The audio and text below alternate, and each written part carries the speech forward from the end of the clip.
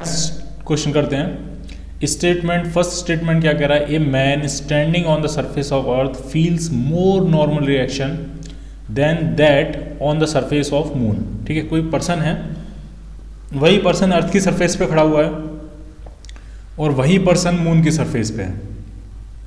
जब वो अर्थ की सरफेस पे होता है तो वो ज़्यादा नॉर्मल रिएक्शन महसूस करता है रिलेटिव टू जब वो मून की सरफेस पे होता है। तो वो कितना नॉर्मल रिएक्शन लगेगा, तो ढंग से समझना है।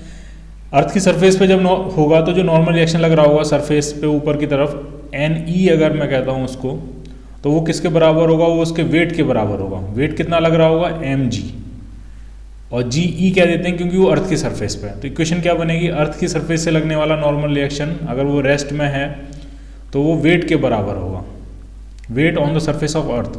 और इसी तरह से मून की सरफेस पे लगने वाला जो नॉर्मल रिएक्शन होगा वो मून की सरफेस पे जो वेट होगा उसके बराबर होगा। और हमको पता है एस्लेशन ड्यू टू ग्रेविटी जो मून की सरफेस पे होता है वो अर्थ की सरफेस का 1/6 होता है, कम होता है। तो मून की सरफेस से लगने वाला नॉर्मल रिएक्शन जो होगा वो अर्थ की सरफेस से लगने वाले नॉर्मल रिएक्शन से क्या होगा? कम होगा। ठीक, तो फर्स्ट स्टेटमेंट करेक्ट है। सेकंड स्टेटमेंट क्या कह रहा है? The acceleration due to gravity is smaller on moon than acceleration on the अर्थ।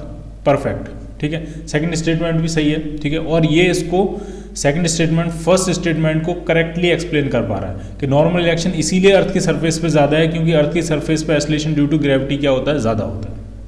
ठीक है, तो इसका ऑप्शन क्या बनेगा? A part. Both the statements are correct and second statement correctly explain the statement first.